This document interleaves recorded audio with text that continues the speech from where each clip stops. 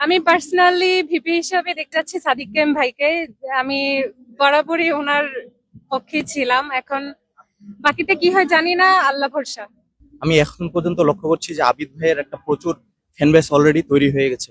এতদিন দেখতেছিলাম যে শিবির বা সাদিক কায়েম ভাইয়ের একটা প্রচুর নাম শোনা যেত। আমার মনে হচ্ছে যে আবিদ ভাই হয়তো তুলনামূলকভাবে এগিয়ে থাকবে প্রচারণার ক্ষেত্রে। আহ যে তুলনা করতে গেলে এগিয়ে আছে শিবির এবং ছাত্রদল। তো আপাতত নামটা এরকম ভাবে বলতে পারছি না, কারণ আমি নিজেও এখন ঠিক করিনি যে আমি আসলে কাকে ভোট দিব বা এই মানুষটাকে হচ্ছে ভিপি হিসেবে সব থেকে ভালো মানায়। আচ্ছা, আপনি ঢাকা ভার্সিটিতে এবার ভিপি পদে কাকে এগিয়ে রাখতেছেন?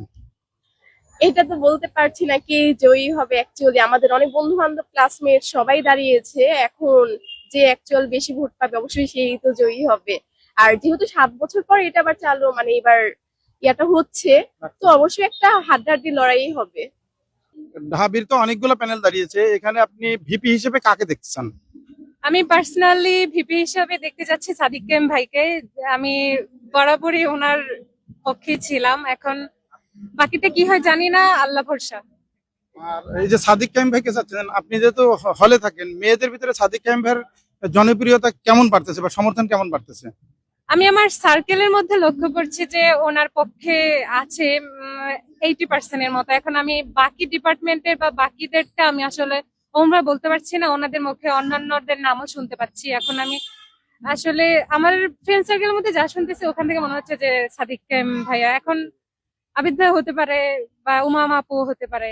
আমার দৃষ্টিকোণ থেকে এখনো যতদিন আমরা ক্যাম্পাসে আসছি তার থেকে যতটুকু পর্যালোচনা করছি দেখে মনে হচ্ছে যে শিবিরের কার্যক্রমগুলো চোখে পড়তেছে বেশি। যত জায়গায় যাচ্ছে ওনাদের প্রচারণাটা দেখছি। এখন বাকিটা কি হয় সেটা আমরা এখনো শিওর বলতে পারছি না, তবে ওনাদের কার্যক্রমটাই আমরা দেখছি, বাকিদেরটাও দেখছি, তবে চোখে পড়েছে ওনাদেরটাই বেশি। এক একজন এক এক রকমের মত। এখন সবাই ম্যাক্সিমাম দেখি যে সাদিক কায়েম ভাইয়ের কথা বলে, অনেকে উমামা আপুর কথা বলে। আসলে এখান থেকে ঝাপসা ঝাপসা আবিদ ভাইয়ের কথা বলে। এখান থেকে আসলে ক্লিয়ার হওয়া যাচ্ছে না যে কোনটাতে বেশি ইয়ে হচ্ছে। আর অনেকেই হচ্ছে নিরপেক্ষ থাকতে যাচ্ছে, বলতে যাচ্ছে না। মনে হচ্ছে সামনে নির্বাচনটা হাড্ডাহাড্ডি হবে, প্রতিযোগিতা হবে, খুব কম ব্যবধানে পাশ করবে যে ভিপি প্রার্থী যারা আছে ওনাদের মধ্যে। আমি এখন পর্যন্ত লক্ষ্য করছি যে আবিদ ভাইয়ের একটা প্রচুর ফ্যান বেস অলরেডি তৈরি হয়ে গেছে। এতদিন দেখতেছিলাম যে শিবির বা সাদিক কায়েম ভাইয়ের একটা প্রচুর নাম শোনা যেত। লাস্ট 3 দিন 4 দিন থেকে আবিদ ভাই ছাত্র দলের এটা একটা ট্যাকটিক্স হতে পারে। আবিদ ভাইকে মনোনয়ন দেওয়ার পর থেকে লক্ষ্য করছি প্রচুর ওনার একটা হিউজ ফ্যান বেস তৈরি হয়েছে, এবং সাধারণ ছাত্রছাত্রীরাও চাচ্ছে আবিদ ভাইকে ভিপি হিসাবে দেখতে, এবং আবিদ ভাইকে মনোনয়ন দেওয়ার পর ছাত্র দলের হিউজ একটা ফ্যান বেস অলরেডি তৈরি হয়ে গেছে। এই ক্ষেত্রে আমি আবিদ ভাইকে এগিয়ে রাখছি। ভিপি হিসেবে কাকে এগিয়ে রাখতেছেন? আমি এসব ব্যাপারে কিছু বলতে চাচ্ছি না, ওনাকে জিজ্ঞেস করেন। ভিপি হিসেবে কাকে এগিয়ে রাখতেছেন? আচ্ছা, এখনকার যে ব্যাপারটা, আমরা ক্যাম্পাসে দেখতেছি যে ডাকসুর রমরম আমেজ চলতেছে।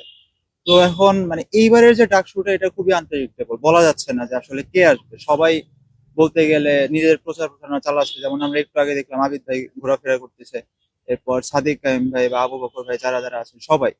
তবে আমার মনে হচ্ছে যে আবিদ ভাই হয়তো তুলনামূলকভাবে এগিয়ে থাকবে।